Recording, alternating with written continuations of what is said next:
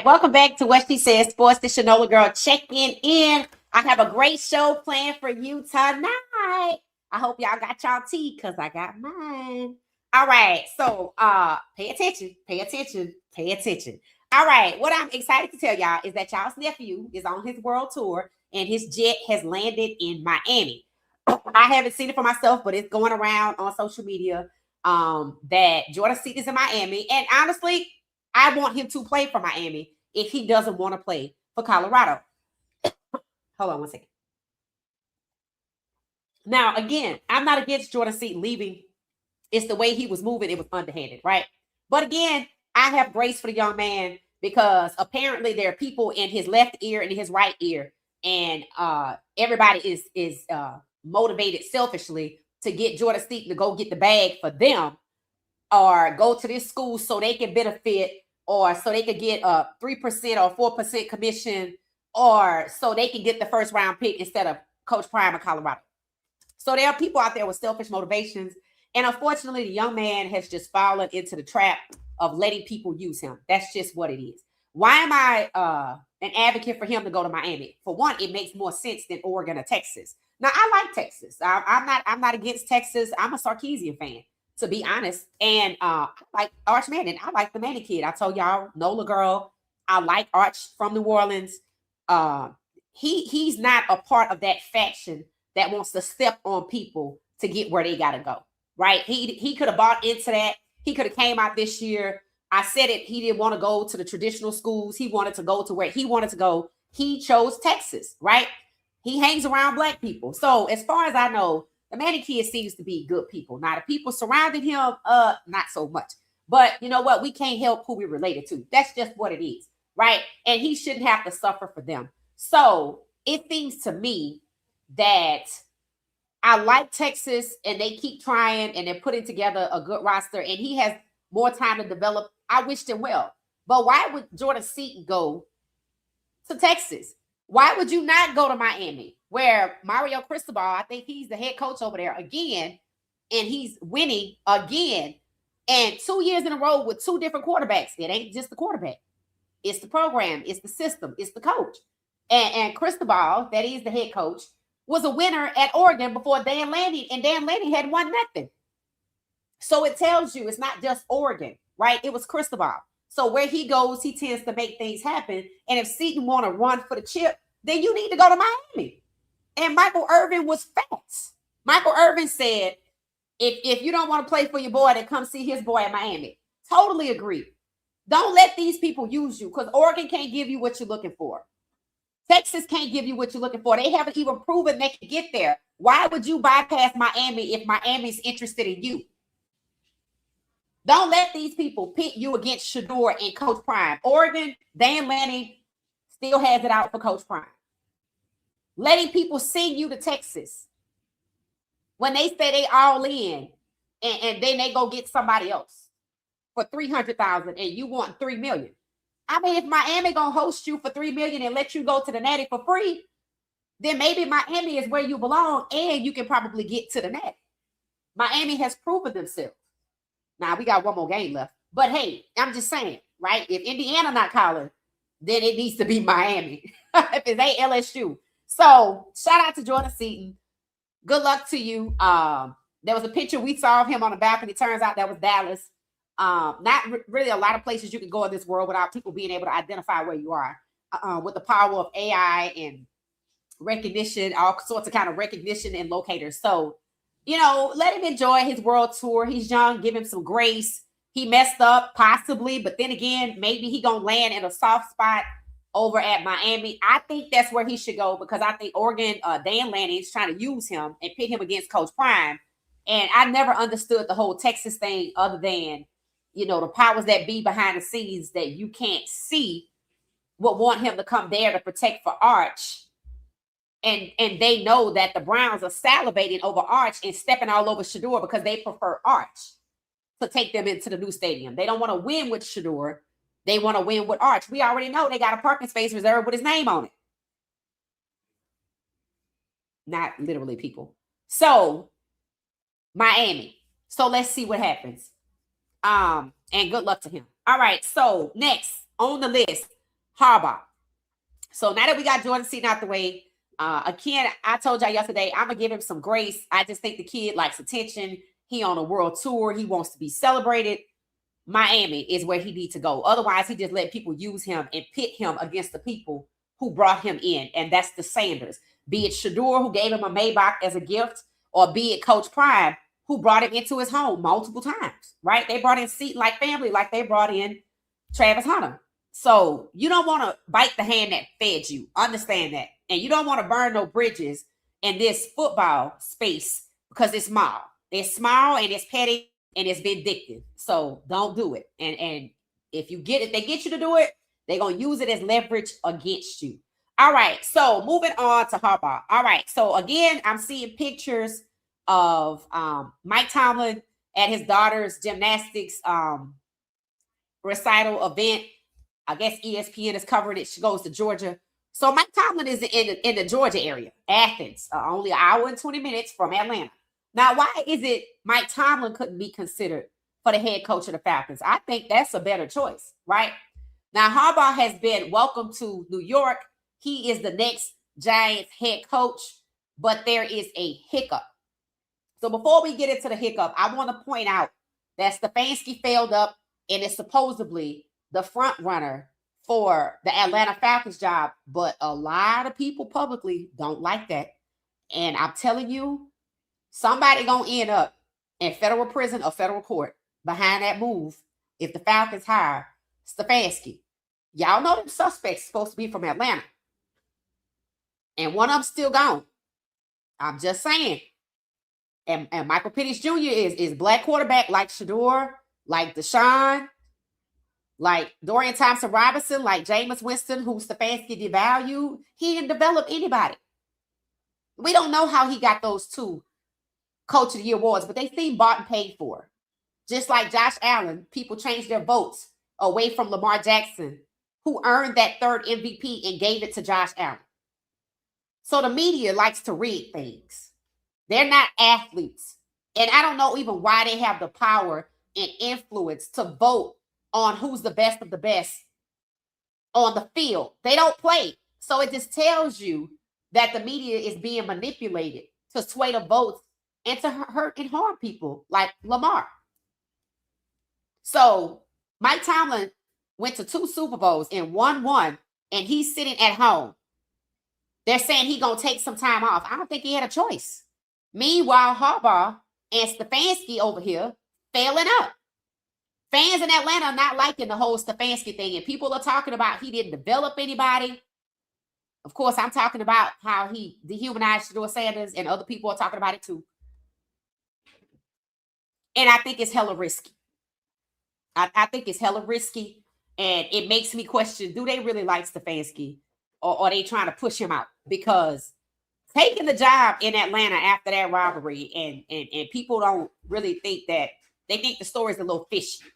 And all signs are pointing to Berea on the inside. And I don't think you want to be in Atlanta if you had a hand in blaming some people, either that you hired or that you lied on. And you're going to go to their city? I would not do that. It's just a little risky.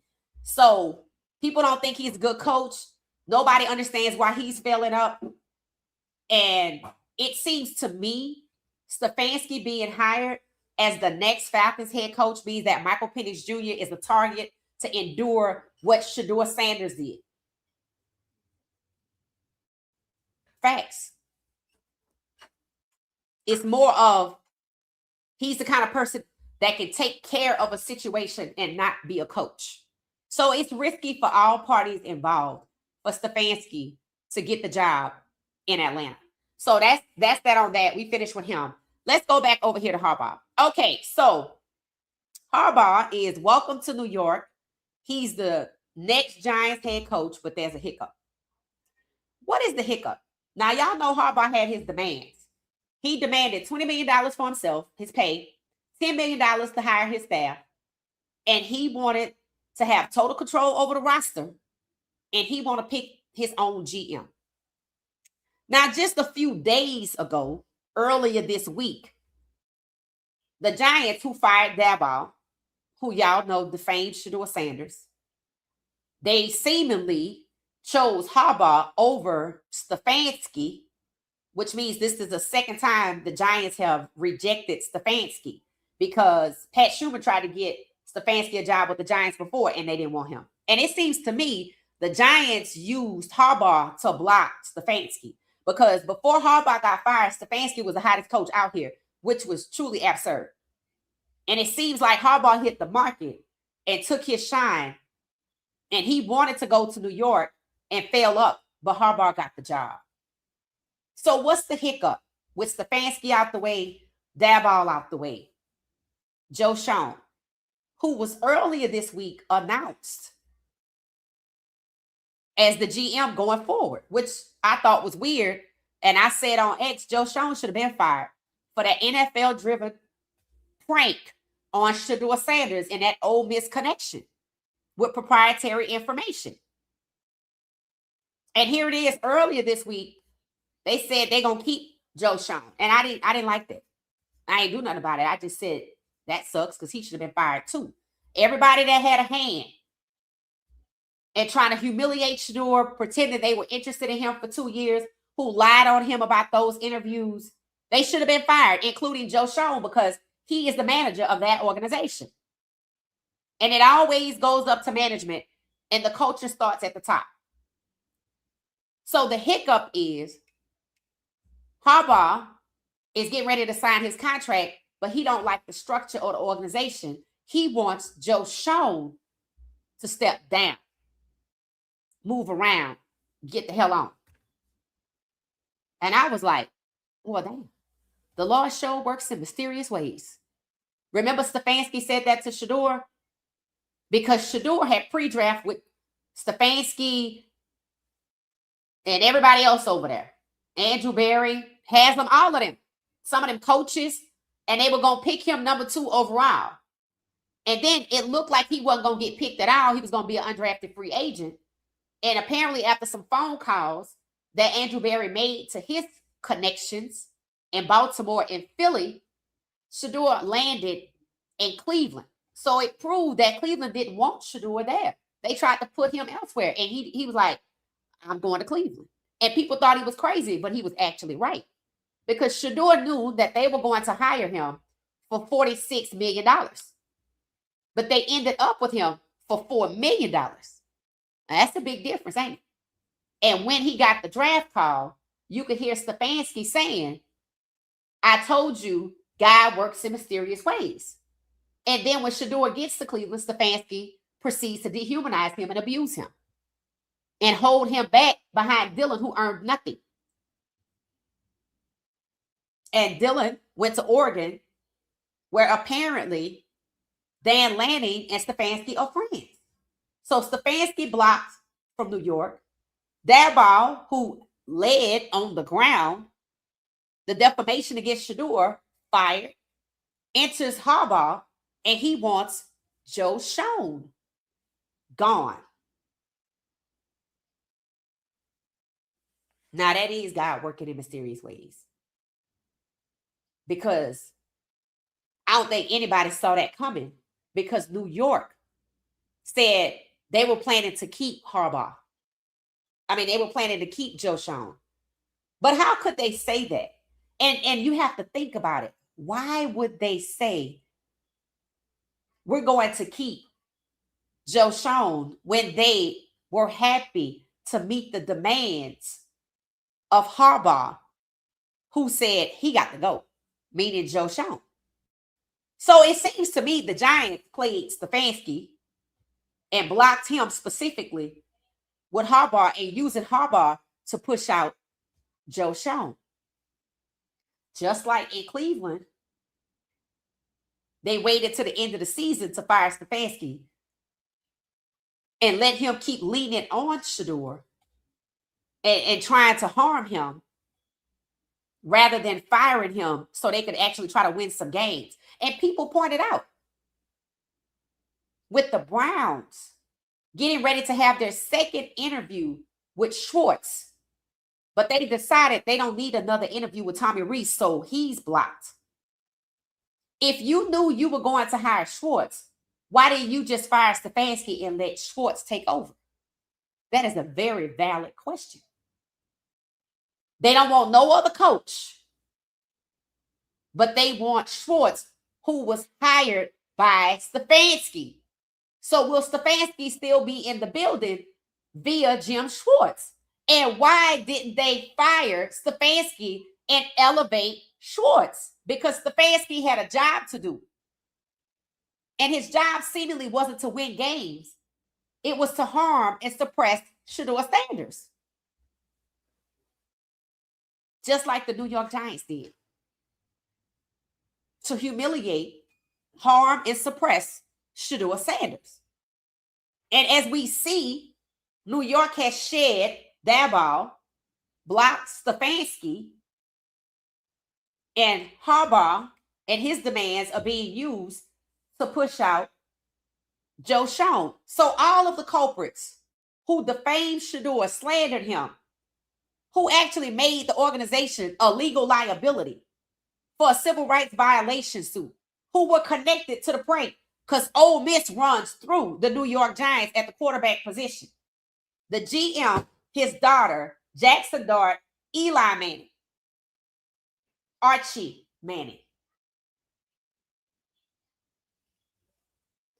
Eli Manning actually had a hand in the process of hiring Harbaugh. But all the bad actors are being pushed out. And seemingly Harbaugh was used to do that because Stefanski could have been their coach because there was nobody else. And when Harbaugh hit the market, that blocked Stefanski for the second time in New York. It's like they didn't have the courage to tell Stefanski, we don't want you. And I don't know if y'all know, but there was a tweet that Harbaugh needed to be, that said Harbaugh needs to be the next head coach of the New York Giants. So that's a lot of blocking happening. So what do you think about that? Now, I don't like the fact that they pushed out Mike Tomlin, but I am happy Mike Tomlin free of this mess of being stripped of his power and restricted and aggressively intimidated so he can't draft Shedeur, a black quarterback, or no other black quarterback. I'm glad he's free of that. So that's the good that came from the situation. He don't need to be a part of that.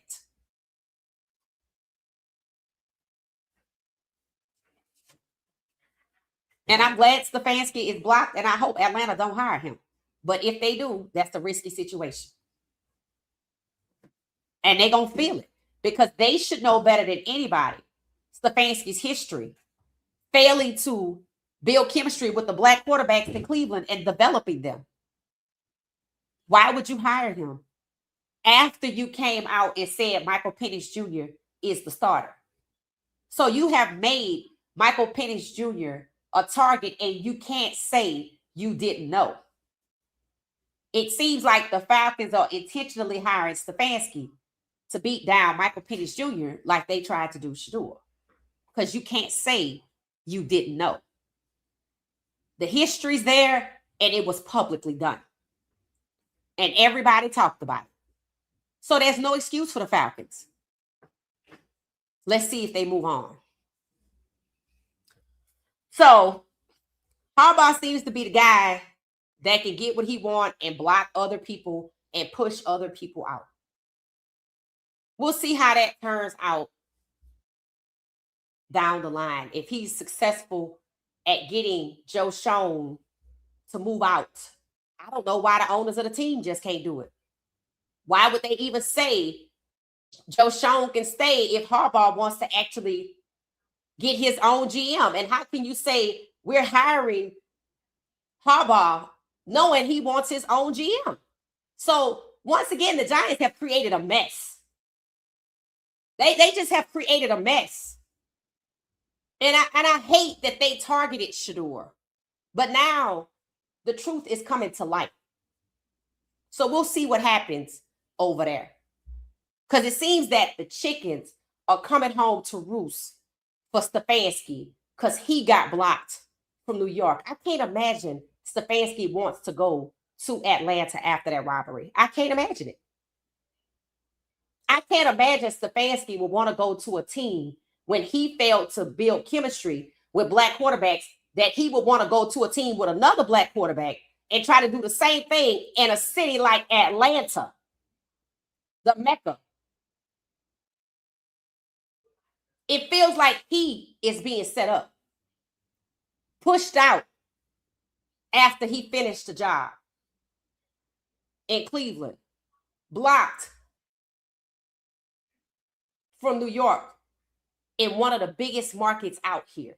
Dallas and the New York Giants are the number one and number two, the biggest teams with the biggest markets. So that would have been failing all the way up for Stefanski. But it was blocked. And now to say he's the front runner in Atlanta, I think he being set up because that's risky as hell. Considering how much the city loves Coach Prime, Shedeur Sanders, Shiloh Sanders, and will want them to play there. Then considering the robbery, the 4 suspects supposedly hired to come up from Atlanta, drive 22 hours for 12 minutes, and got caught in days, and one of them is still on the loose. And all signs point to an inside job leading right there in Berea. And then Atlanta, the market itself. Halftime shows by Jeezy. You feel me? Let's see what happens over there. So, federal prison or federal court. That's what's going to come of that situation. All right, so let's move on to Coach Prime. All right. Let me know in the comments what you think about all that tea. And I'm going to hop over to the comments. All right, so Coach Prime. All right, so Pac-Man Jones, who calls Coach Prime Pop, was asked by TMZ if he or somebody else if he thought that Coach Prime would coach in the NFL. So we all know that Coach Prime has always been adamant before his kids got to the league that he would not coach the NFL because of, the guys, they don't want to be molded for the most part. They're adults and they just kind of want to do what the hell they want to do, and they get paid millions, so it's hard to motivate them. And he didn't want to do that. He'd rather focus on the youth, giving back, and bringing them up and developing them. And so far, regardless of the record year 1 and year 3, Coach Prime has developed some serious talent. When you look at all of the players that left, shout out to Carter Steinmeier, he just got picked up by Arkansas. All of those players went to good schools, which meant the talent was there. The problems was the coordinators, and one is gone and one is still there. And we managed Colorado, Coach Prime, they managed to replenish the secondary. I was watching Boo Carter's highlights today. He's a dog. Brennan Marion bringing people from his network, the kid from Texas, Moore, and then kids from Sacramento State. So between Coach Prime and Brennan Marion, they're putting the team back together. Now, I don't know how much involvement the defensive coordinator has, but if there's a way Coach Prime can get a new defensive coordinator, if I got to go in my bank account and get $1 million out and give it to him and say, get the hell on, that's what should happen. Because they are going to, all of the people that want to win, just like they had to overcome Pat Schumer, now they have to overcome the defensive coordinator, Livingston. Because CU went and signed that contract to the end of next year. And y'all saw Coach Prime chasing Livingston up the field, so you can't overlook that. And he showed you he can lose 2 games like a switch is flipped with 52 points. 2 games. Run up 52 points on Colorado or 50 points. So why would it be for him this year? When you have the Big 12 GM running off the high school recruits, being reckless with his words, saying if you went to Georgia or Alabama and you want no point coming to Colorado because they got more resources, trying to tell the kids they broke. And then Jordan Seaton lured away And the first place he lands is with the former head coach or the former O-line coach at Mississippi State, Phil Lodeholt, which kind of points to a lot of the troubles that the O-line had last year. And it's kind of interesting that it keeps happening year after year after year with new people. That means somebody's on the inside. And they have connections to somebody that wants to disrupt Coach Prime's program. And in 2023, the disruption started when Colorado played Oregon. So it all comes back to Oregon. Just like it does in Cleveland. Dylan Gabriel, Kevin Stefanski, Dan Lanning. That's one hell of a trio, ain't it? Oregon. So Pac-Man Jones said that he thinks Coach Prime wants to finish what he started. And that he believes if Coach Prime was to coach in the NFL, it would be for the team that Shedeur is playing for, because he's not going to coach against Shedeur. And I'm like, that makes sense. And then I thought about it. And other people thought about it. Other people quickly said, well, damn, Cleveland does need a head coach. I'm like, yeah, but they would have to be incentivized to hire Coach Prime. Legal liability, to absolve legal liability. They would have to be incentivized that way. So we don't see it happening right now. But then I thought about it myself. I said, it would be crazy if Coach Prime did come to coach this year and Shiloh was still in the league, because if he was coaching Shedeur, he would be coaching against Shiloh. And we all say, it's possible. The unexpected could happen and things could clear up and Shedeur could have the privileges that quarterbacks have, which is influence, to bring in certain people and bring in some receivers, bring in maybe Shiloh, and then Coach Prime come to coach. Why I say that? Because earlier this season, it was discussed that down the line, like Pac-Man Jones said, when Coach Prime finishes what he started at Colorado, the story went when that contract is up at CU, Coach Prime would be a head coach for the Jaguars.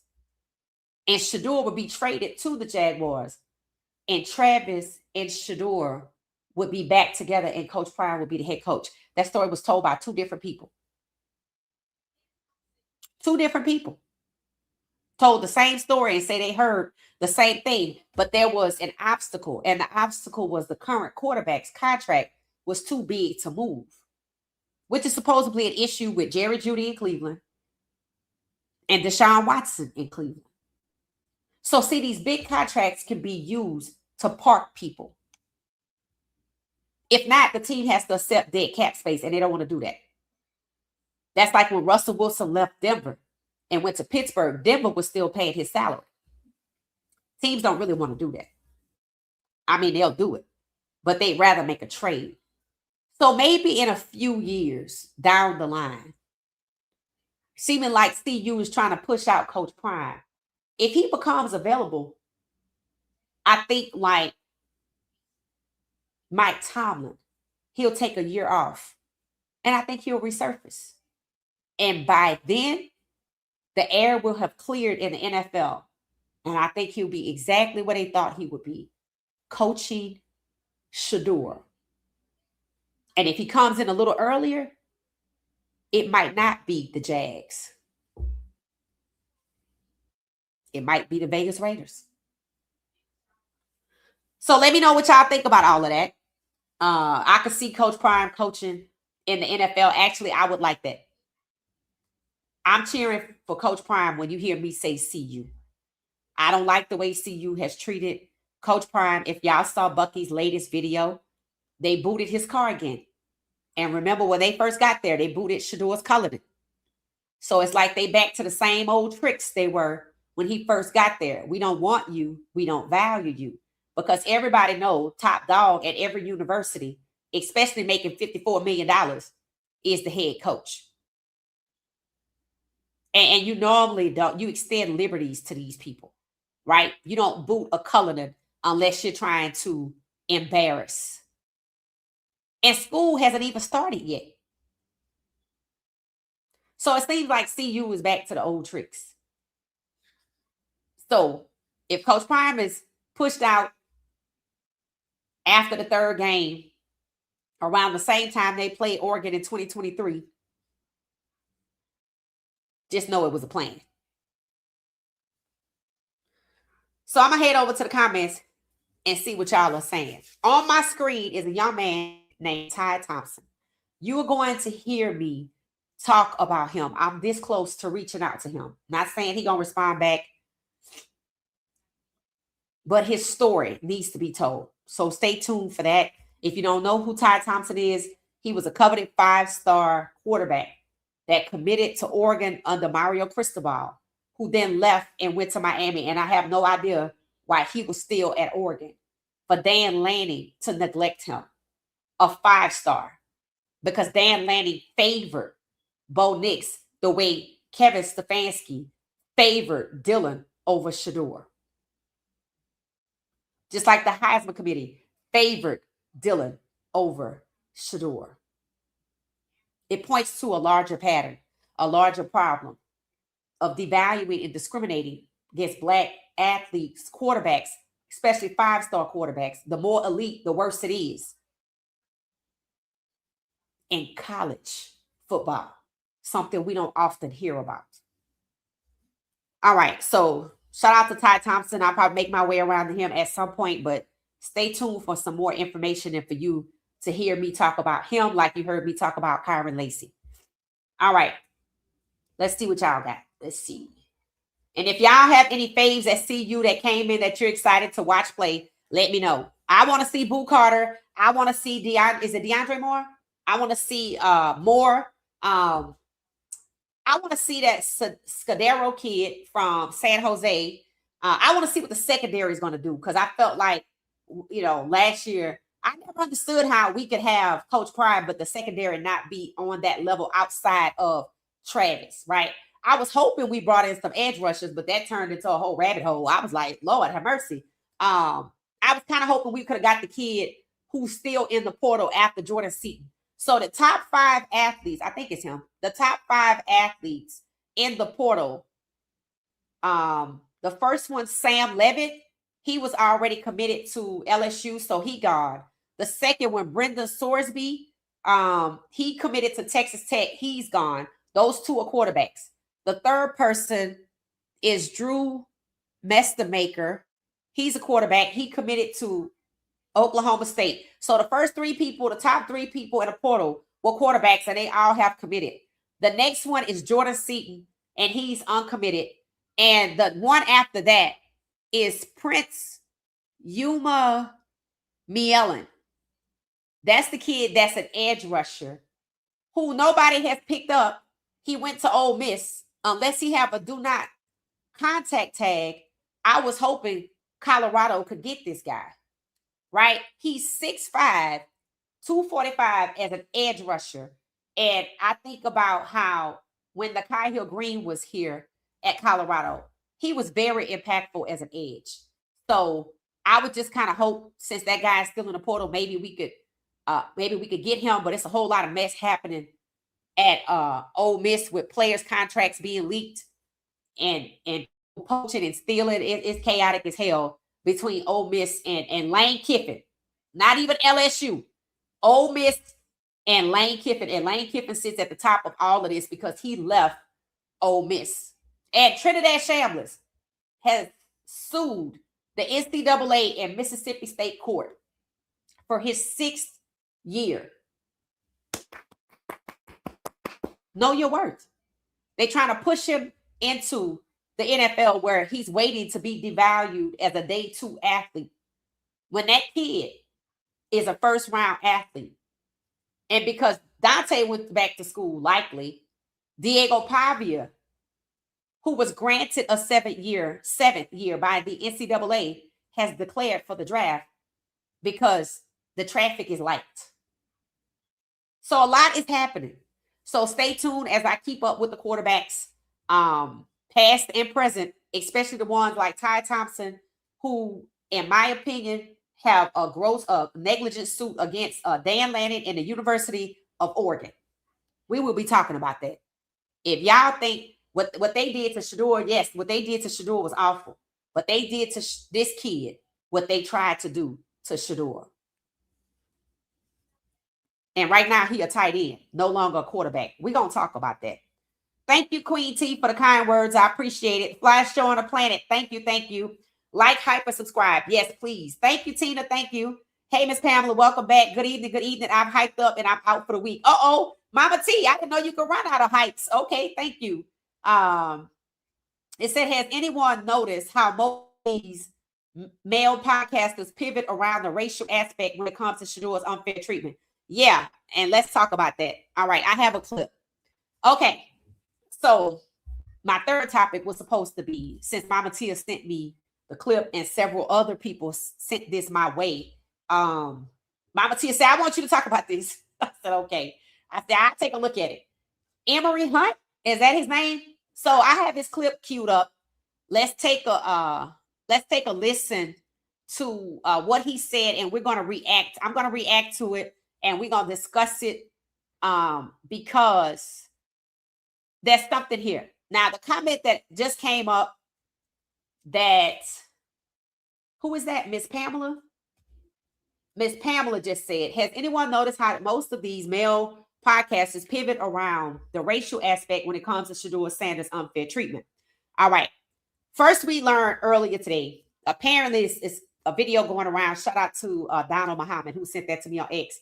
That Nike revealed that 40% of Shedeur Sanders' customers, purchasers are women.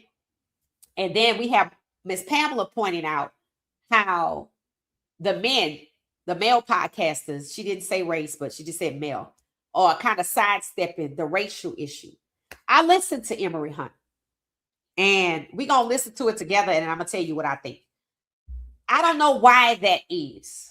The aunties, the women, I don't know why that is, but it is the case. When it comes to the financial support, leaning in, buying these jerseys, showing up at these games, being vocal, it's the women. Everybody's not auntie, so that's why I don't call people that. But I noticed that, right? Cousins, whatever you want to call it. And I have noticed how a lot of the male podcasters are out there, and yeah, they have a lot more people watching their videos, and a lot of them have a lot more subs, but they're not talking about the truth. They're not talking about what's really happening. It's almost like they just riding the wave. And I've talked about that before. I would like to see different, right? There are some, like Big Snacks, he'll hold them accountable, right? But there's too many that look like Shedeur that's just riding the wave, not choosing to use the platform for what fans want to hear, which is the accountability aspect, right? And we're going to listen to Emory Hunt, and y'all going to tell me what y'all think, and I'm going to tell y'all what I think, okay? Here we go.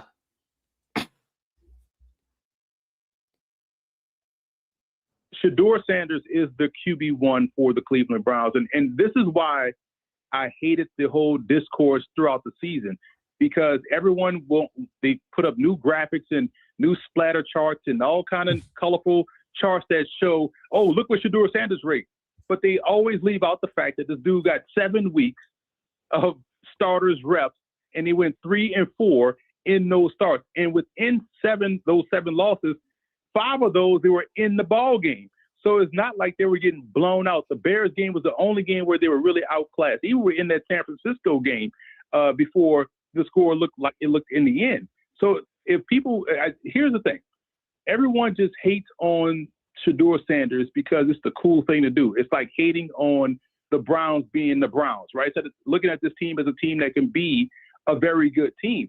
So the fact that they had a guy, they got 7 weeks of starters reps with a roster that was injured on the offensive side of football, and they went 3-4 in those starts, won 2 of the last 3 games, 2 tough games, the teams that was trying to fight for the postseason, 1 being the rival, 2 being the rival, Bengals and Steelers.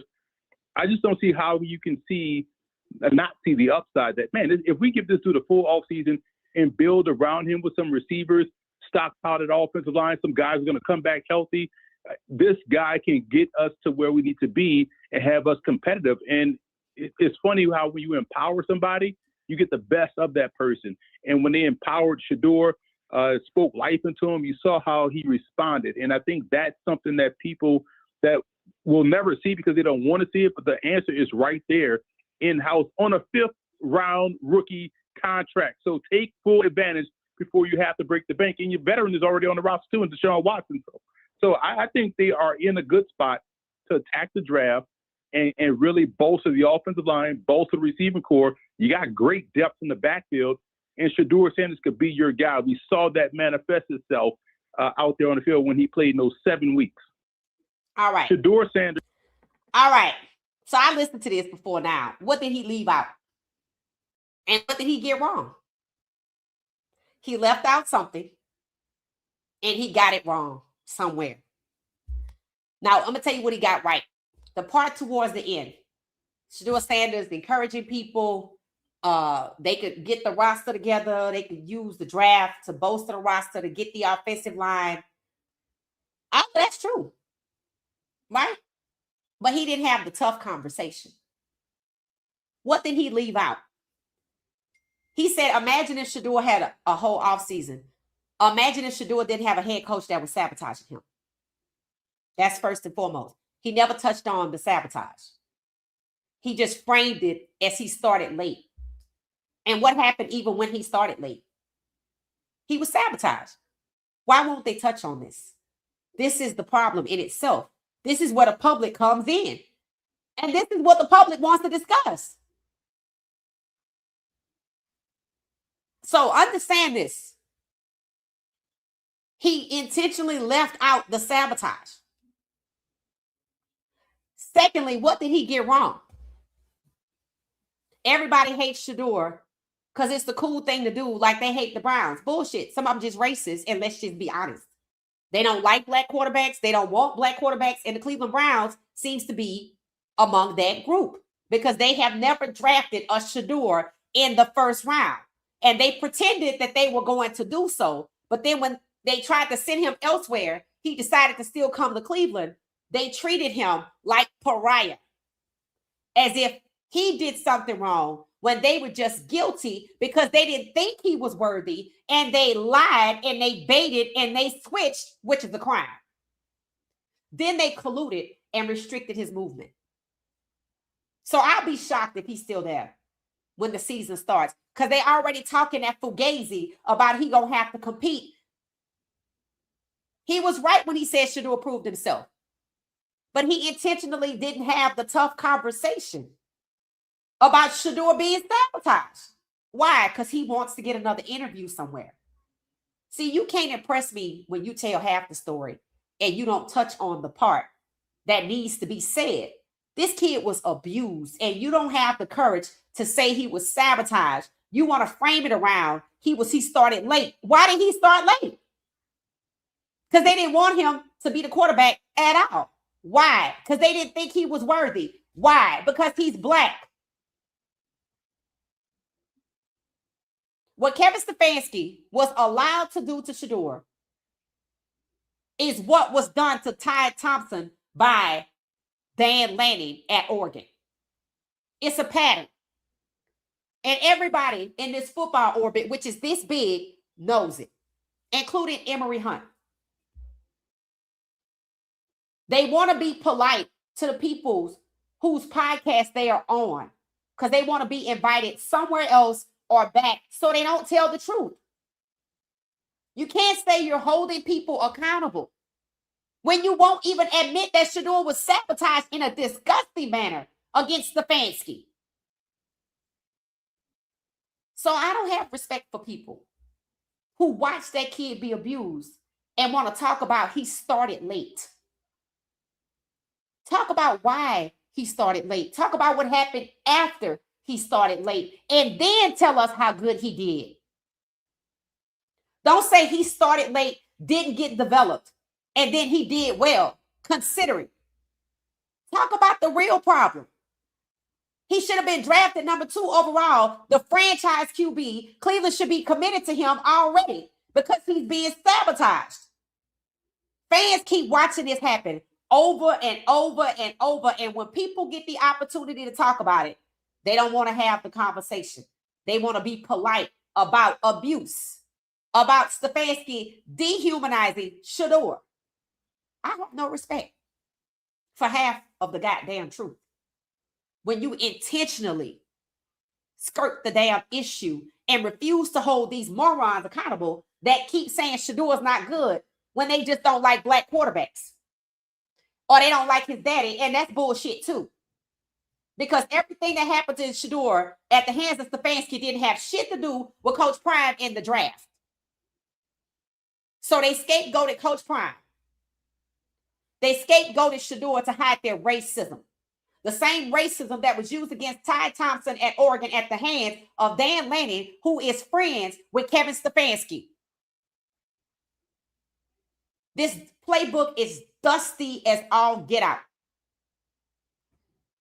And it's no coincidence Shedeur was parked behind Dylan in college and parked behind Dylan in Cleveland, and a connection between Stefanski and Dan Lanning and what was done to Shedeur and Ty Thompson because of Dan Lanning and Kevin Stefanski. So how dare you get on this show and talk about the sabotage and the corruption that these kids have to try to overcome to live out their damn dreams. And that's why it keep happening over and over and over.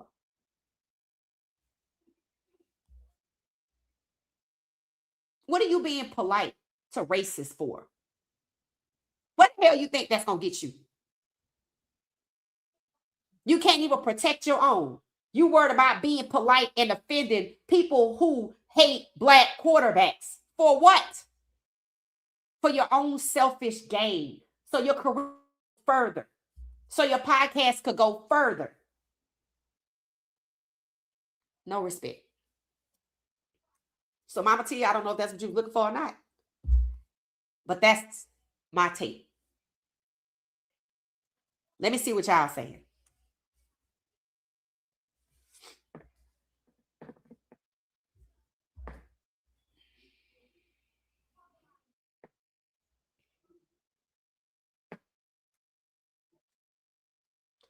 It said Emory Hunt has called out Stefanski. It said keep the bat in your hands. You unloading the bases. Yes, we're here for it. Thank you, Mama Tia. Glad you approve.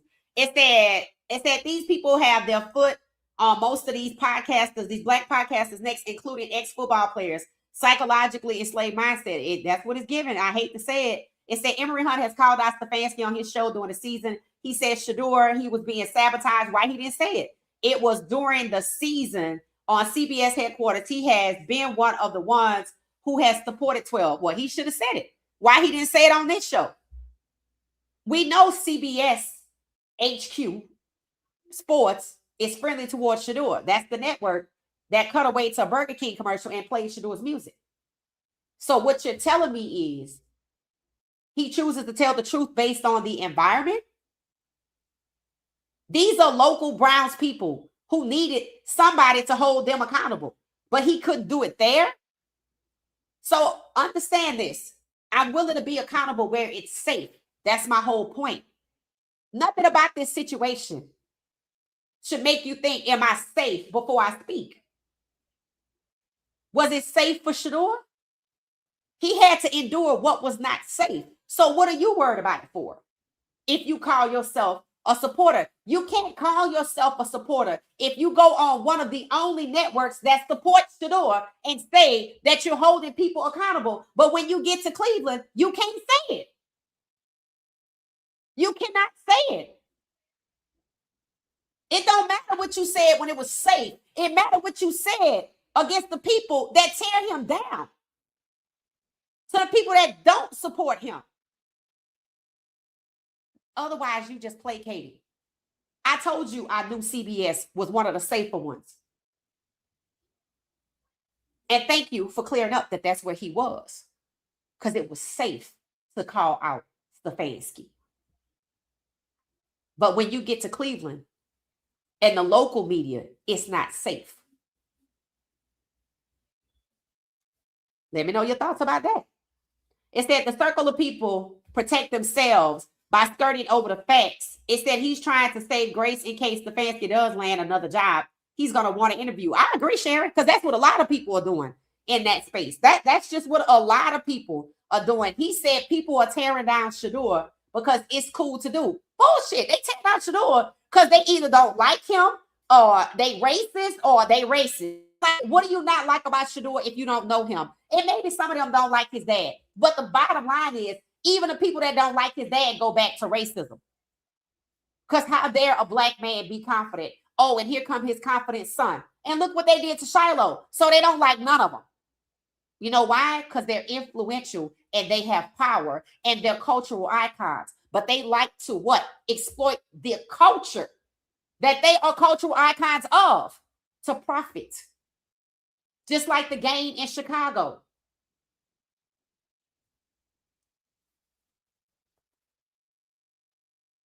Context matters. If you're only willing to speak up when it's safe, you're not a supporter. You're really doing something for your own benefit. You're placating to make people think a certain thing, just like somebody just said to me. Oh, he's always spoken up for Shedeur, but not when he gets to Cleveland. And when they said he was on CBS, I have the knowledge to know that they Shedeur Sanders friendly. What other network out here cut away to a commercial and license Shedeur music and he could get paid for it? CBS. I don't even like when Fox broadcasts the games because they negative.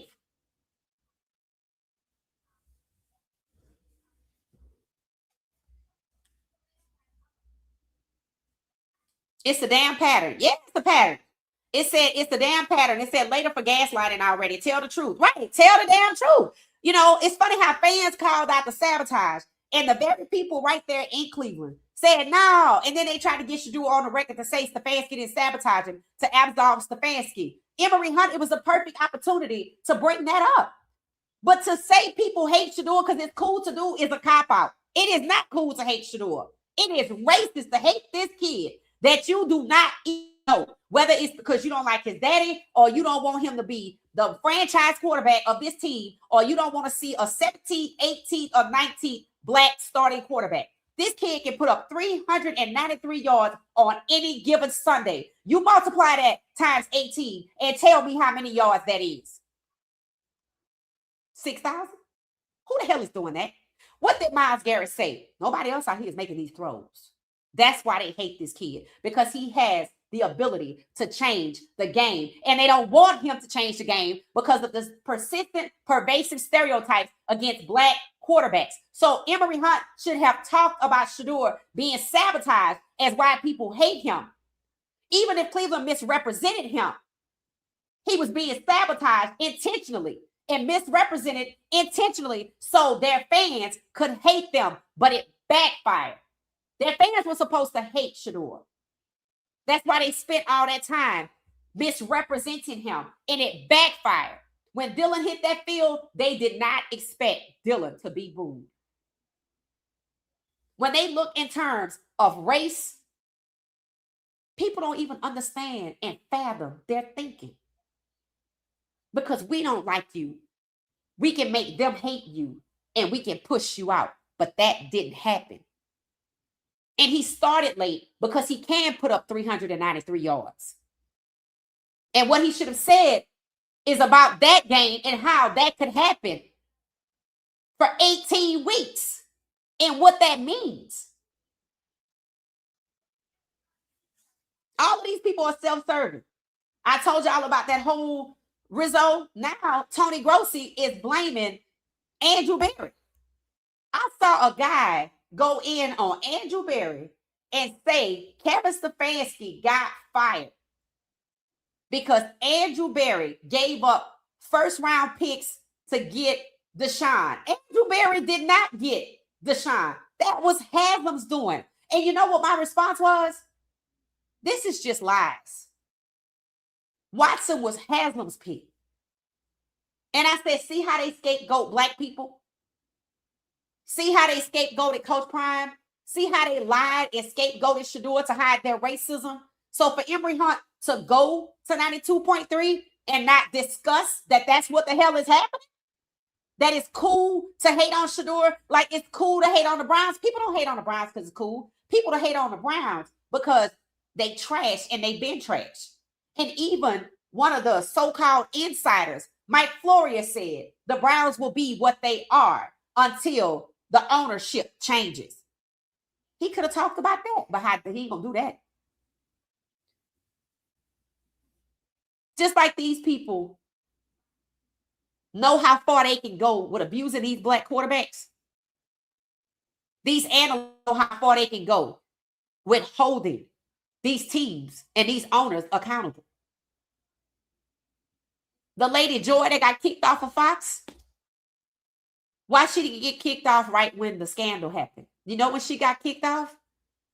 When she came out and she was holding the owners accountable. I remember when she said it. She said, I mean, heaven forbid you try to hold these owners accountable. She was gone. There was a whole lawsuit, J.C. Trotter, who sued the NFL because he was a reporter and he tried to hold them accountable. And he got discriminated against and kicked out. So the people on that inside small media orbit know if they want to keep their jobs and be invited back, they can't hold them accountable. Y'all keep talking about local people who keep flip-flopping because they can't. I mean, they can, but they got to put the truth before they put their personal gain. That's just what it is.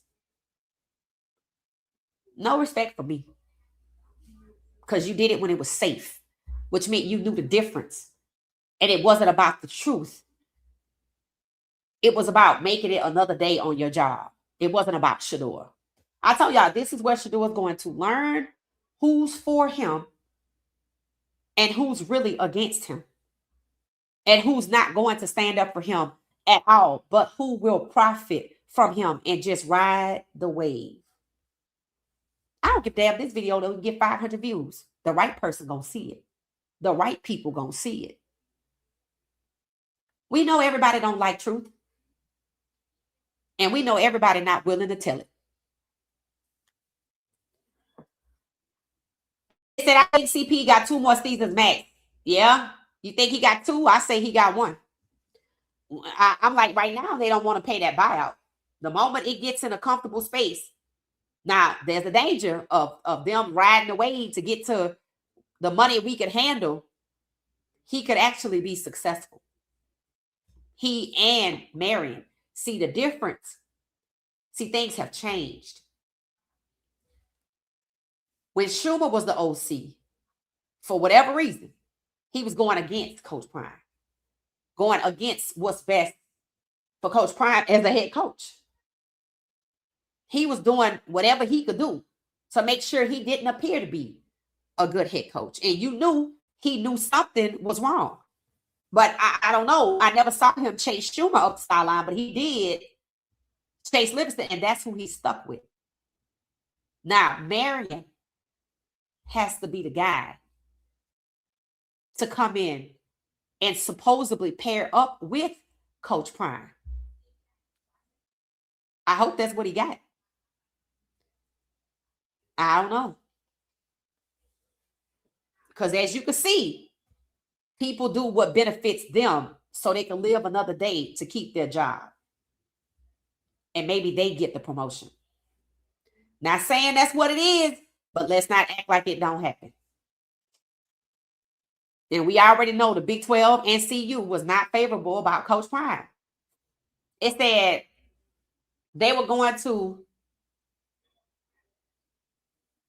Okay, Mama Tia.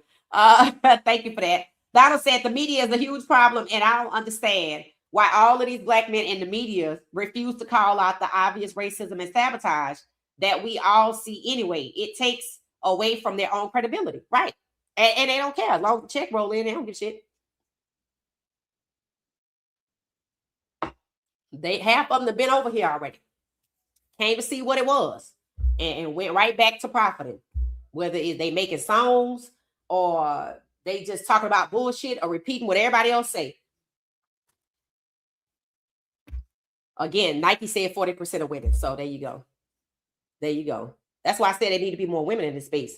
It said, well, I will speak up about Shedeur's situation, but CP will have to find out when he gets fired. It said them folks can't wait to get rid of him, no matter how much. Oh, yeah, I agree. I don't think he's kissing up to them. I think Coach Prime actually knows, Miss Pamela, that they trying to push him out. He knows, right? And I don't think last year he realized it, and he probably realized it when he realized they were allowing Schumer, who was a problem, to continue on, like Stefanski, who was a problem, to continue on. I have said so many times, Cleveland looks like Colorado, and that should not be the case.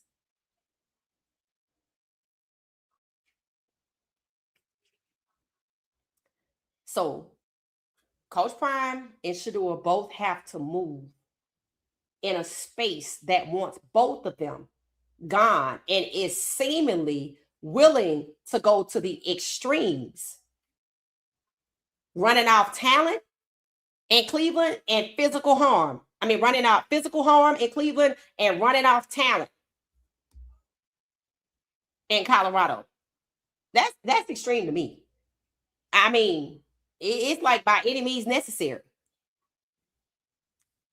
because they're powerful, they're influential, and they're cultural icons.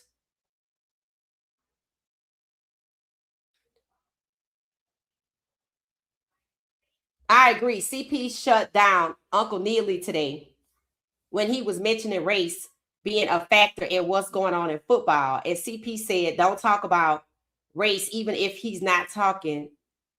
AI would make it him. Huh?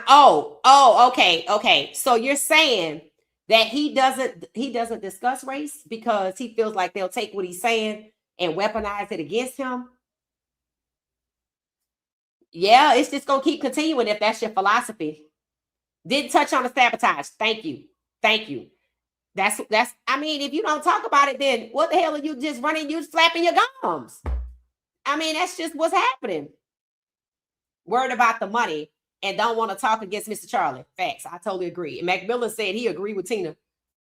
I don't understand is that's what it is. That's why it's so many channels in the Shedeur Sanders space. It's more channels in the Shedeur Sanders space than it is the Coach Prime space. And I remember the Coach Prime space when Coach Prime got to, I don't think it was as prevalent when he was at Jackson State. I feel like when he got to Colorado, it was just, that's how it is with Shedeur now. But Shedeur has surpassed that. It's crazy out here, right? And I have never seen so many AI channels dedicated to a topic, but they not negative against Shedeur. That's the one thing I noticed. If you, most of y'all, a lot of y'all send me a lot of stuff. And some people, I let them know, thank you for sending this to me, but this is AI. And while it's not necessarily negative, it's favorable, it's also not true. Like they were like, Shedeur Sanders is confirmed the starter. That has not happened, right? So you have to kind of, I think the guide, it's not negative because it's enough negative out there. But it's a whole lot of AI channels that are actually supporting Shedeur. It's more AI channels supporting Shedeur and telling the truth a lot of the times, kind of repeating what other people are saying, than it is actual black podcasters. Make that make sense. And you already know what's going to happen when you get in that commercial space.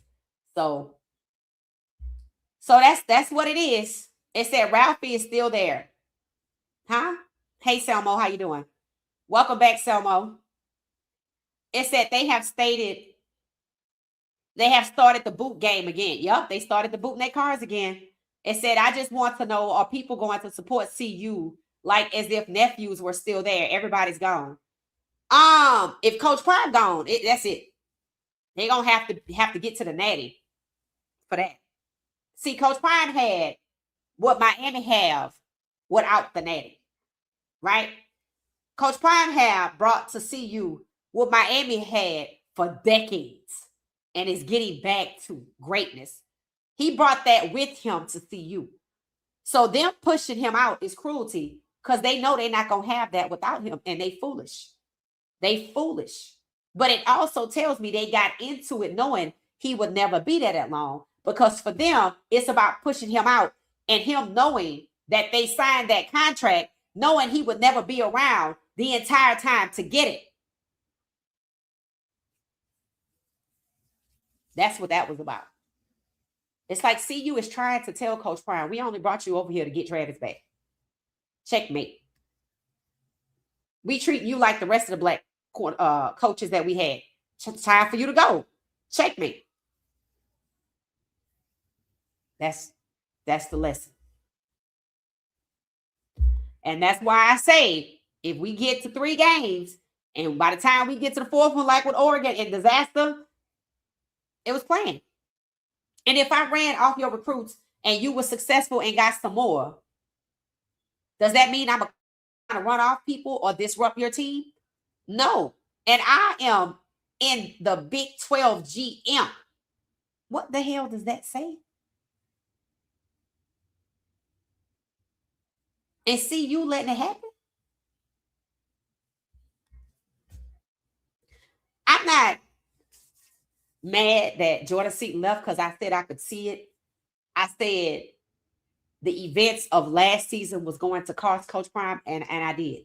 When he pivoted away with the whole quarterback shuffle going along with Pat Schumer and Staub, and put Staub in front of Juju, and Juju was thinking of leaving, and rightfully so. So I wasn't surprised that Seaton would want to leave, because I thought he was going to hop into the portal December 19th. It's the way it went down. Seaton might actually have information that Coach Prime ain't going to be there. All 30 of the people that left might have got the same information. That's why they ended up in good schools, because they not the problem. Maybe they left because, like a lot of people, they know Brennan Marion is the replacement. So why should they stay? I even pointed out a lot of Coach Prime people leaving that down look good. It looked like he ain't gonna be there. I look at the recruits who come in and who they knew.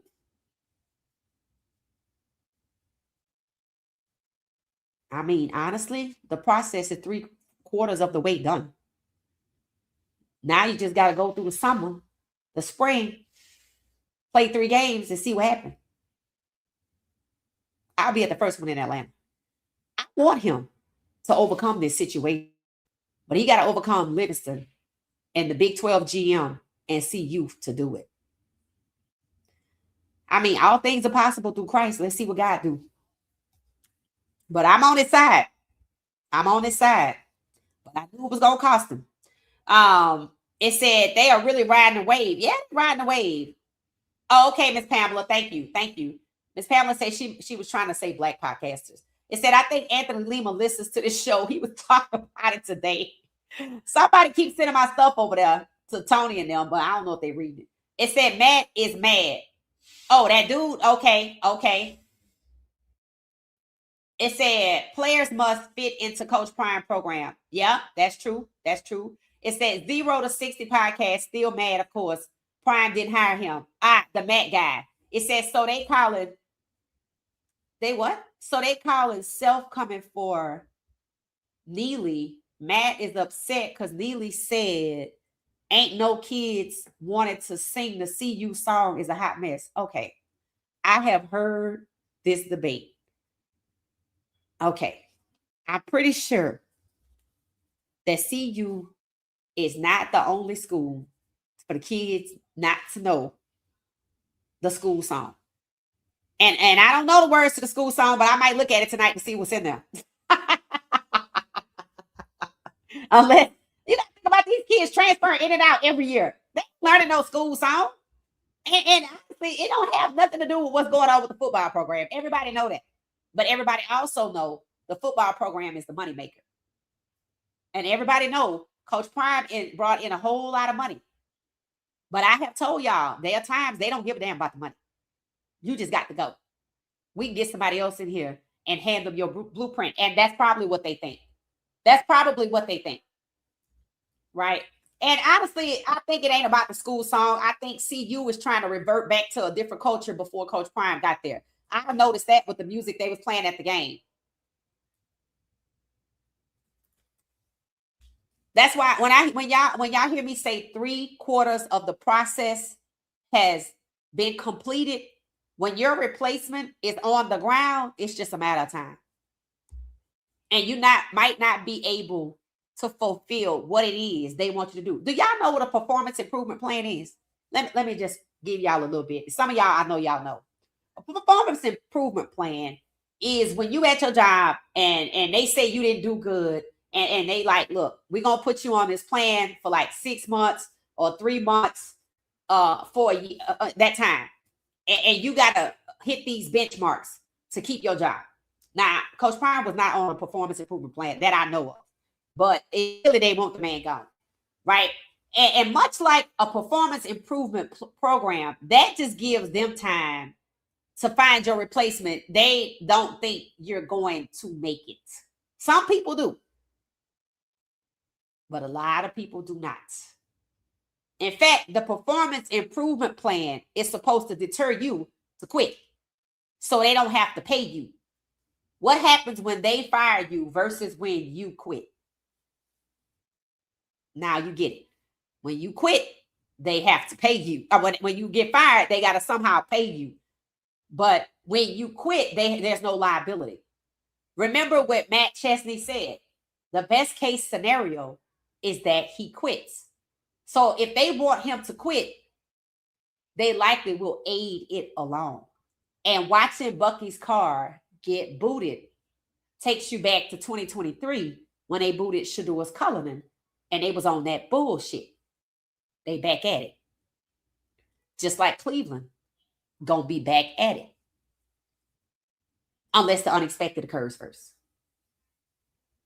So when I say 3/4 of the process in Cleveland to move out Coach Prime is complete, just the physical person is left. That's it. The power's gone. The replacements on the ground. The people he came in with, the players gone. So technically, the transition would just be easy because Marion was instrumental in the recruiting. So it's just one push and it's his team, or 3 games and it could be his team. Yep. Lane Kiffin is on some slick stuff. Oh, absolutely. Trinidad should declare for the draft. He might get drafted. Nope. He already declared for the draft. He doing the right thing. You're not supposed to let people push you around. Trinidad declared for the draft, but he is suing the NCAA in Mississippi State Court because they gave Diego Pavia 7 years. Now, Diego decided after he got his 7 years, because the runway is clear, he coming out. But I think Trinidad has a case in Mississippi State Court. Remember, Mississippi just flipped blue. I think he has a valid case against the NCAA because why did they deny him? And after they denied him, they denied some white kid. I saw straight through it. It don't matter. You already gave Diego Pavia his, so coming back behind Trinidad and denying some white kid don't mean you were being fair with Trinidad. Trinidad should be back in college. If Diego got 7, then Trinidad gets 6. COVID is COVID. It don't matter where you were in the United States. COVID is COVID.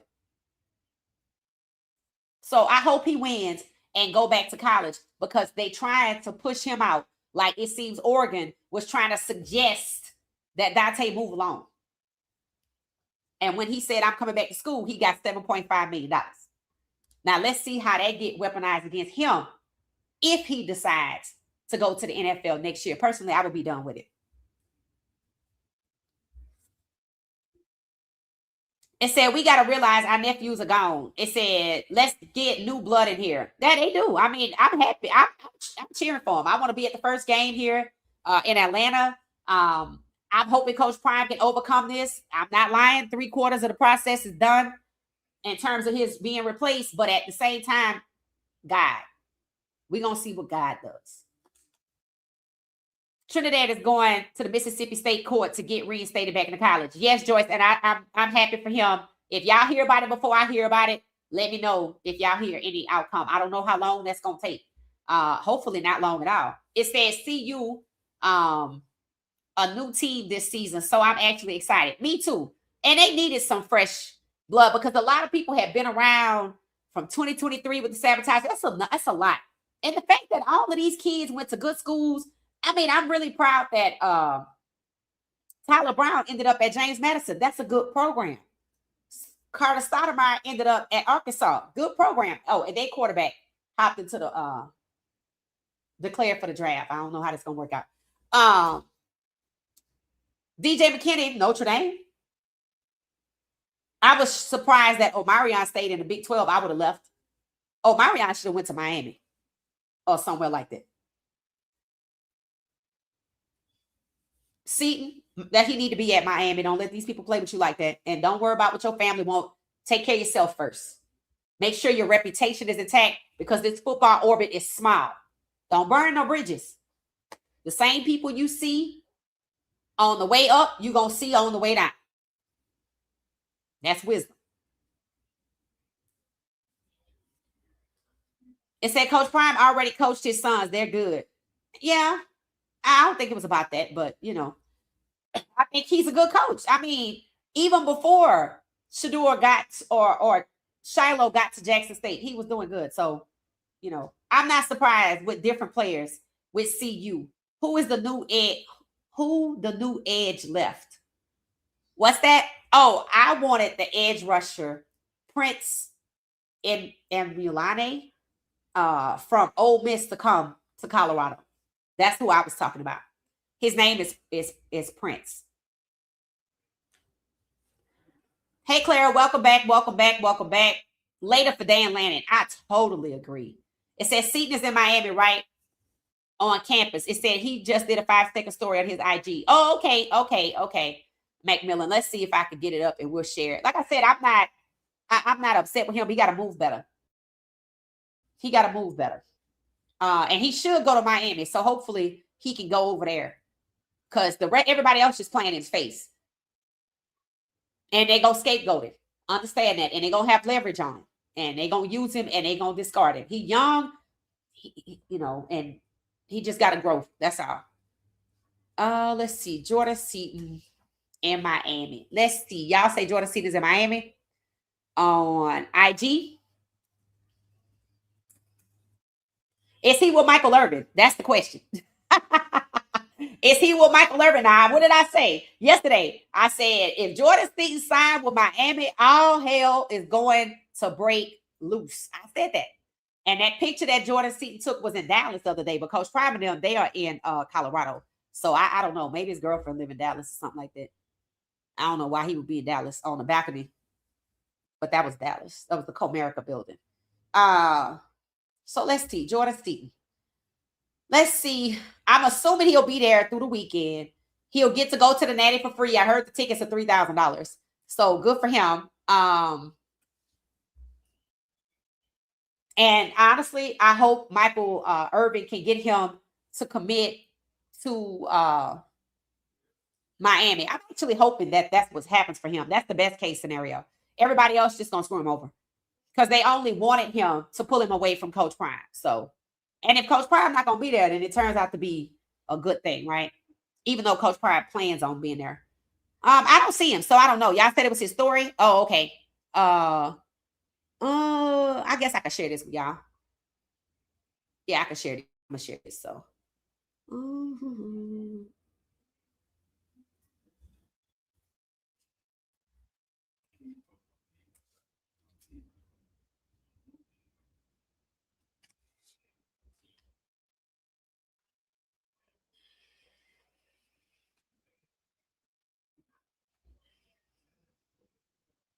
let's see. Here it is. This Jordan Seaton. All right. As far as I know, this is Seaton. This is his page. Again, going to the Natty is what is it? Monday. The game is Monday, so that should be fun for him. Yeah, that should be fun for him. You know, long as he maintain his relationships, don't burn no bridges. It's not that deep. Like you don't want to do that. You too young for that. You got too much life to live to be burning bridges. Look like he was escorted in, possibly. And that's cool, right? And it's obvious Jordan Seaton likes attention. He likes attention. He wanted to be a celebrity. He wants to live like a celebrity before he get there. I don't even care about that part. I just, young man, don't play yourself out here, right? So I'm hoping he signs with Miami, because I just don't. I don't think he wanted to be at Colorado for whatever reason. Maybe he wanted to go further. I don't know. I just wished he'd have had the courage to do it better. That's it. That's it. But he young. He'll learn. He'll learn. I should reach out to Ty. I probably am. If nothing else is to say, I just read your story. Oh my God, I'm so sorry. Have you considered suing University of Oregon for negligence? Because you should. Yes, absolutely. It was expected for people to leave. Seaton was just out the blue. Yeah, nope, totally agree. Totally agree. And pretended to be staying, but I think he knew he was leaving, right? So that's why people were upset with him. Like I said, I hope he go to Miami. It said, damn, I hope they don't break into CP's office. Why? Because they doing the same thing they did before. You talking about at in Mississippi? It said, I want to see Coach Prime coach his sons. Those plans can backfire. Yeah, they can. They can backfire. CU is fine. I will see. It said the hell is going on at CU. Oh my God, that is crazy. It said, oh no, say it ain't so. Cleveland, Hillbilly Heaven is beneath Coach Prime. He not going there. I don't think he's going there. I don't think he's going there. Hey, how you doing, Matt? Welcome, welcome, welcome. It said, yes, Coach Prime not going to the NFL. He should focus on turning CU around first and his health. Why keep talking about that man's health? He's cancer free. Stop making it seem like he's an invalid. He's not disabled. He's cancer free. People live for like 20, 30 years cancer free. And mind you, he prevented it from getting to a place where it could be a problem. He can live his life with zest. Stop trying to handicap the man and make him seem like he's disabled. He's not. I want that man to be happy with Carucci if that's what he wants. If he want to go, I want him. Why would y'all want him to you see you don't want him there? Why would you want him to stay a coach in a Big 12 and a Big 12 GM trying to run off his people and see you don't do anything about it? I want what God wants for Coach Prime, whatever the hell that is. May God's will be done. And it's probably not at CU because they're not treating him right. What, you trying to stress him out? So he could end up with cancer? Y'all have to think about it. You can't just want people to stay somewhere because that's where they already are. And you can't say just because somebody beat cancer that they shouldn't live the rest of their life out loud. No, yes, they should. Hell, if anything, that was an alarm to say, hey, this don't last forever. So hurry up and do what you're going to do. Let the man live his life. If you want to go hang gliding, cool. Long as he can do it. The man got an endorsement with the Pens. Like, you can't hold down a person who's not ashamed to tell you what they're going through. You can't use it against him. Nothing embarrassing because he's going to tell you himself. It said Jimmy Horn of Cleveland. That's what I was hoping for. Oh, the Panthers posted a nice like post, not a skit, but like a story, a reel with Jimmy Horn Jr. They were asking him, I don't know if it was a commercial for Tide detergent. I don't know what was happening, but I was happy to see the Panthers post about Jimmy Horn Jr. because of their last game. So they seem to be good, but then that's the media. You never know. The media does one thing and the team does another thing. Think about it. Cleveland on-field media embraced seemingly Bucky, except for the time Shedeur was being robbed, and abused Shedeur. So, them two don't go together. So, I was happy to see that, but I don't know what's going to happen. I have to always remember that you can't let the media dictate how they feel about these people because the media is about likes and clicks. We've always said that the Panthers love them some Jimmy Horn Jr., but then they underutilized it. So it's just happy. I'm just happy to see them. It said, no way Prime will coach against his son unless it is for fun. Ha, ha, ha. That's how the Atlanta Braves coach did his son in a championship against the Astros. What? Who are you talking about, McMillan? It says Seaton left once Boo Carter signed with CU. They were supposed to come together in the first place. Maybe Boo told Jordan Seaton how much they paid him.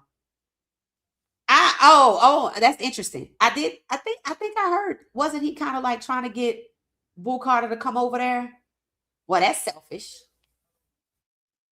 That's selfish.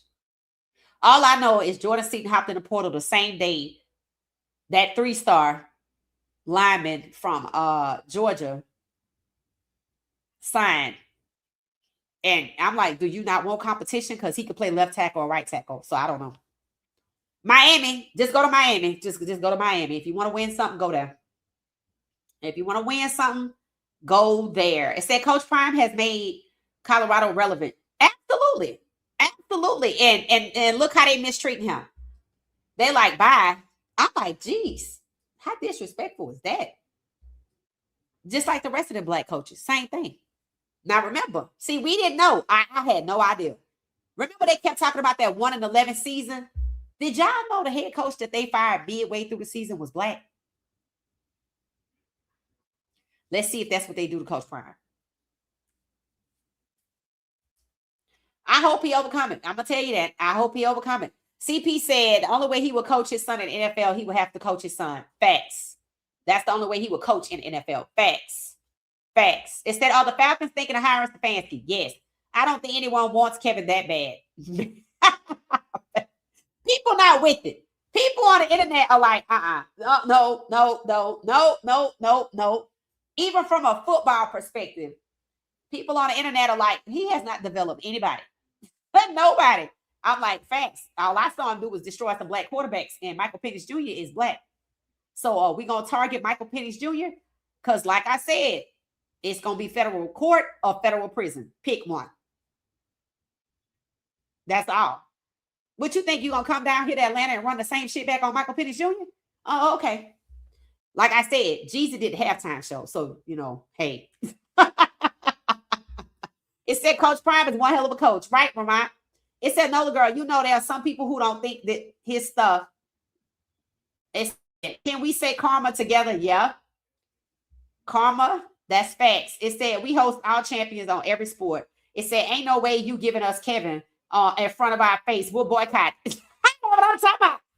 The Falcons players like, hey, find somebody else. I don't know. Now they talking about McDaniel going over there with Cam. I'm like, all right. Because they said Daboll hired interview for Cam. I said, you know what? Y'all gonna end up in jail. Y'all gonna end up in jail fooling with Cam, fooling with Michael Penix Jr. and any black quarterback after this. You try to do what you did to Shedeur, federal prison or federal court. Pick one. These fans not playing, and they always discount the fans. And that's so shameful because these fans really like these people, this league, right? They really want to see some good football. They really pony up the money, and they just disregard them left and right. Oh, we can just do whatever to Shedeur. Use a damn lie. And you found that out. So now you think you're going to go to Atlanta and do it to Michael Penix Jr. Oh, okay. This ain't Cleveland, boo. I'm like, this ain't Cleveland. You come that way. See, the Falcons fans will boycott. Now, I told y'all that before. I said Atlanta is different. That's why I'm like, I think they're trying to get rid of Kevin Stefanski, and they don't want him to know. Just like the Giants bringing in Harbaugh with all his demands, knowing he wants his own GM, and they say they trying to keep Joe Schoen, and now Harbaugh won't sign his contract because Joe Schoen's got to go. That's why they got Harbaugh to do shop Joe Schoen.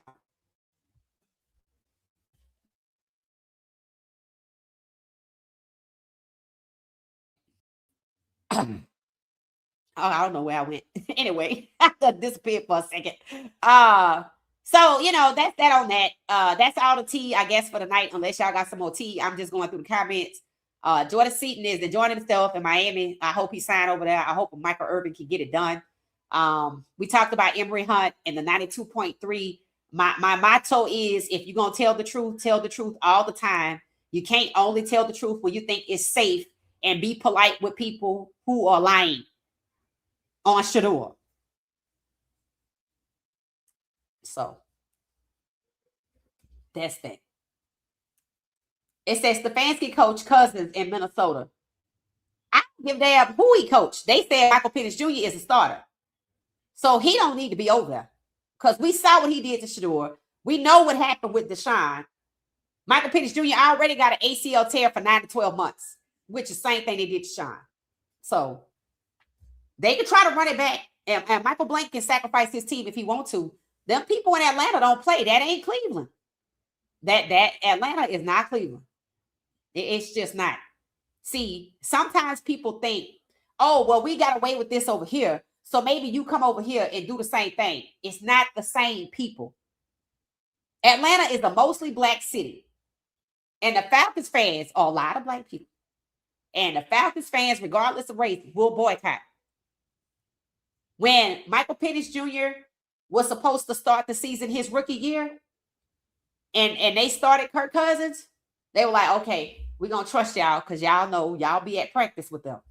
When Kirk Cousins was losing, and then they put Michael Penix Jr. in and he started winning, when they got to the end of the season, the first thing they said, the GM that they fired, said, Michael Penix Jr. is a starter next year. They not stupid down here in Atlanta. You play with them people if you want to. They'll turn them damn tickets in and cancel them. They probably done bought them already.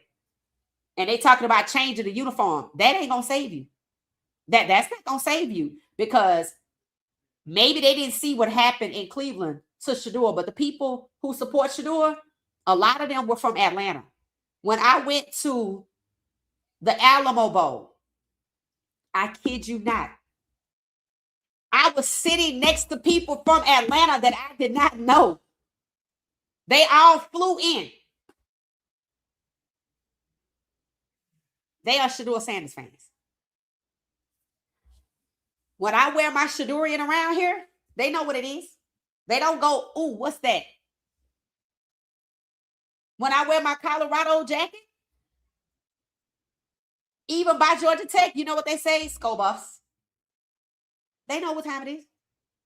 Georgia Tech got to be one of the whitest black programs I've ever seen. Or the blackest white programs I have ever seen because they understand the culture. Now, when Georgia State played Georgia Tech kids told Georgia State kids go back to Atlanta. But they embodied Atlanta. I was watching their market one of their videos just after a game. I was like, this is the blackest white school football program I have ever seen. And seriously, I don't know how they told Georgia State kids go back to Atlanta and they sitting right there for 75, 85, but that's what they was telling them. But they believe they own this town. That's how they feel. They believe they top dogs, right? So Colorado know what it is. They can fool around and play if they want to. Coach Prime gonna have somewhere else to go when he's ready. When he's ready. They not stopping nothing. It says Stefanski coach Cousins in Minnesota. Yep. It said Atlanta will mop Stefanski's head if he comes to the Falcons with that BS, right? And when Arthur Blank was on TV talking about, yeah, we gotta please the fans and do right by the fans, and Michael Penix Jr. is the starter, I said, well, if you hiring Stefanski, you on that bullshit, like I said you were, and you don't want to win with Michael Penix Jr. and you gonna pay for it, because then they gonna see right through you. Stefanski is gonna blow it all up. I'm just telling you, that whole Atlanta stuff, they better go find somebody else. Today, I heard they were interviewing tonight. I heard they're going to interview the offensive coordinator from the Bills. You better get somebody who not racist. That's what you better do. Because if you try to get somebody and they racist and they already got Michael Penix Jr. hurt, it's not going to work out for you because they eventually going to catch on. They eventually going to talk to each other. That's all I'm going to say. You can't run it back. That was the one shot. Good evening, good evening, good evening. It says Stefanski and Peter say Stefanski is not welcome in Wakanda at all. At all, bro. Like, try it. Y'all think I'm kidding. Federal prison or federal court. Pick one. Buy Stefanski. I know that's right. It said we ain't having that in the A. Right. Atlanta, Cleveland and Atlanta are not the same place. I don't even think they even closely resemble each other. He probably has video of them having Diddy.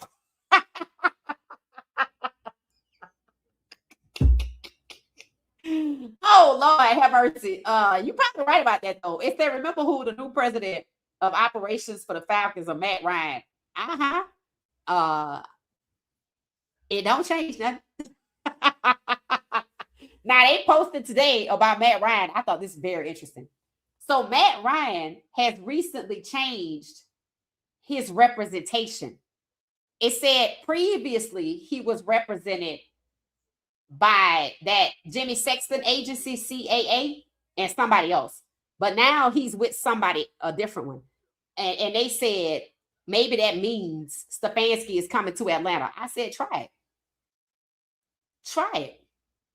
There's a whole lot of reasons that's risky as hell. It's just a powder keg waiting to blow. You already can't find the fourth suspect. I'm like, I'm just saying. I'm just saying. Like, that means he out there somewhere, right? They know who hired them. I'm just saying. I'm just putting it on out there for you. Atlanta's this big. 15 minutes from here to there. It said Penix is good. He's healing. Yeah, he is, but I think they got him hurt on purpose. Yeah, Penix is a good quarterback. Yeah, he's a good quarterback. Atlanta fans ain't having that. It said, ain't no way Arthur will go broke on that season. Yup, I thought Joe Schoen was the guy. Me, mugging Shedeur. He kind of looks like him. Joe Schoen is the guy who is the GM of the Giants, whose daughter went to Ole Miss. I believe he went to Ole Miss. The connection with the Mannings, they let the Eli Manning tell them what to do. And remember the kid from the prank was from Ole Miss, supposedly the boyfriend of Joe Schoen's daughter. Joe Schoen should have been fired. And I'm starting to feel like they're using Harbaugh to block Stefanski, Harbaugh to push out Joe Schoen, because Harbaugh and Joe Schoen should have been fired immediately behind Shedeur. And it seemed like they trying to clear everybody out. Maybe they forced to do it. I don't know what's going on. We're going to see where Stefanski land. Because I don't think they like him if they let him come to Atlanta. First of all, he can't hide it. He can pretend for only so long. Atlanta fans are not having it. No, they're not having it. They're not having it. NYC media would have eaten Stefanski alive. You know what? People said that. People were like, don't send him up here. See, it's not a lot of places he can go, because it's not a lot of teams like Cleveland. It's only the same teams. The Saints and yeah, I think that might have been a problem. The Saints, he can't come here. So it's the Saints, the Giants, the Browns, and the Titans. Now, of the four, the Browns stand alone. Tennessee fans don't like all that losing, and they sick and tired of it. In fact, Tennessee fans said if Tennessee didn't draft a quarterback, if they came back from the draft and Will Levis was the guy, they was going to burn it all down. So when they like Cam, for what I can tell, the majority of them like Cam and see that he's good. And I think that's why Callahan got fired and the GM need to be next. But I heard McDaniel is in the hunt. But again, that could be that whole Rooney Rule thing, because they seem to push him around like a puppet. And that's why everybody's concerned about him being a head coach, because he seemed like a pushover. So supposedly he released today that he's willing to be a good offensive coordinator rather than a head coach. I'm like, have some pride. You a damn head coach. Don't let these people push you around like that. And that's why I think they like him, because he can fit the Rooney Rule requirement in terms of, I got to interview some black people and they're going to get him. That's why he been everywhere. Nobody else has been everywhere but him. It said, so they want to possibly send Kevin to the Falcons. Yeah, yep. He over there interviewing. I think they said something about a second interview. It must be a small hat thing at the New York Giants, probably. It said they all got paid their own coin quick. Who are you talking about? It said the Giants moved so fast with their process. I wonder if they started their process early, since they already fired Harbaugh mid-season. I mean, Harbaugh just got fired, and he the main candidate. So honestly, I don't think so. I sometimes think that when Stefanski was the most popular person on the market, headed to New York, I I somehow think that Harbaugh becoming available was not an accident. Because as you can see, he took over like wildfire. And when the president came out and said Harbaugh needs to be the head coach in New York, I'm like, damn, he blocking Stefanski. Don't forget the Secret Service was at the investigation. So I don't know what the hell is happening here. But it's something happening. We're going to have to wait to see if Joe Schoen, they trying to push him out. Now, my thing is, if you want to fire the man, then just fire him. Why is it Harbaugh got to be the one to push him out? And if Harbaugh is who you said is the next head coach and he refused to sign his contract, why you just don't tell Joe Schoen to get the hell on? What do you need to be loyal for him for? Oh, wait, that. Remember what they did to Shedeur? Remember what they did to Saquon Barkley?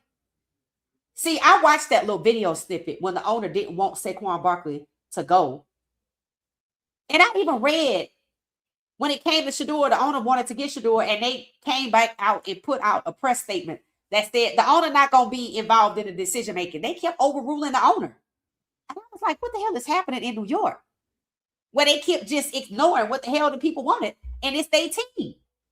And now they got Harbaugh to do it. And the president said Harbaugh got to be, he said Harbaugh should be the next head coach. The next thing you know, Harbaugh has been hired. And now Harbaugh has a problem with the structure. The structure is the GM. The GM got to go. I'm like, the Lord works in mysterious ways, don't it? Stefanski blocked, Daboll fired, and Harbaugh and company pushing out Joe Schoen. So we gonna see. We gonna see. It said, I just want football again. Right. This mess turned it into a reality show. Right. It's really bad. I'm like, I just really wanted to watch some good football. Like when we watched the Steelers and the Ravens, that game was good. Like when Shedeur played, it's exciting like that. When Malik Willis was playing, when he got in for Jordan Love, who they popped, by the way, they hit him bad. Like they did Shedeur, but Shedeur was okay. They might have hit him a little worse. And they probably made him get out the game too. They probably made Jordan Love get out the game so Malik could get in thinking they would lose. And Malik lit it up. And people was like, oh my God, he's a right. Same thing with Jacoby Brissett. When they were over there colluding against Kyler Murray, they put Jacoby Brissett in, and people were like, oh my God, he's a starter. Then Jackson Dart got hurt. They put in Jameis Winston. They're like, oh my God, he's a starter. That's 3. 3 starters you got behind other black quarterbacks. This is intentional. And that's what they want to do with Shedeur. Dante Moore did the right thing. And NIL is doing what it's supposed to do. It's not broken. It's protecting these black quarterbacks, whether you realize it or not. They get paid before they get to the league. So when they get to the league and they get devalued, okay. And they can't use them for leverage because they're not thirsty and broke. It says, so Joe Schoen is at the Giants right now. Yeah, he's the Giants GM. It said, that's not even football no more. Yep, I totally agree. Yep, Joe Schoen on that slick stuff, right? He was the guy who was me mugging Shedeur on the sideline when he was talking to Andrew Barrett. Oh, okay. Where was this? Like at the, where was this? The Shrine Bowl last year or something? It said, a Manning kid gonna fix all this. That's what they think. Later for that ball too, right? And it's sad. That Sexton guy got to go because I think he the one that's trying to get Daboll back into the NFL because he tried to get him. They said he had something to do with that coaching change at Penn State. And Penn State fired a black quarterback, a head coach, and tried to get Daboll over there. He sits at the top of all this shit. I'm just going to go on and put it out there. And when I saw Derrick Henry on his client list, remember that game we watched with the Bills? The first one, remember this season? Who was the problem? All right. And we talked about that. Nobody wants to give a coach total control over something they don't own. Harbaugh is delusional. Let's see what happened. Harbaugh knows something. Thank you. It said Daboll should be the OC for the Eagles. Hell no. Why? So he can go over there and try to destroy Jalen Hurts? He need to be at home. No. No. So, okay, y'all, let me get out of here. This was good. All right. 228 of us. Hit the like button. Where you see it, hype me up, hype me up, hype me up. I'll be back tomorrow. It's Saturday. So I don't know what we're going to talk about, but I'm sure, I'm sure I will find something. So I'll be back tomorrow night. If I put out some videos during the day, please hype them up, And we'll keep tabs on Jordan Seaton and CP Lane in Miami. We'll see. Hopefully Stefanski don't get the job in Atlanta because that federal prison, federal court, pick one. We'll see if Harbaugh is effective at pushing out Joe Schoen. God does work in mysterious ways. All right. And probably gonna see what's going on with the Natty. I don't know if I'm gonna watch it yet, but I'm rooting for Miami. All right. So I'm rooting for Miami. All right. So and Colorado's good right now. We're good. We're not worried about nothing. We just marching toward the first game. So we straight over there. Colorado. Shedeur was doing his modeling. I saw all of the pictures finally. He just out there doing his thing. And everybody just in the off season. So we'll be back. We'll be back and we'll probably see if I can do a hosting for the game with Chicago versus the Rams. I don't think I'm gonna watch the Texans. I don't think that's gonna go right.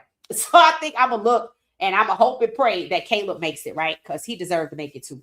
All right, so I'm gonna see y'all tomorrow. Thanks for watching What She Said Sports. Have a good night, everybody. Don't forget to hit the like button.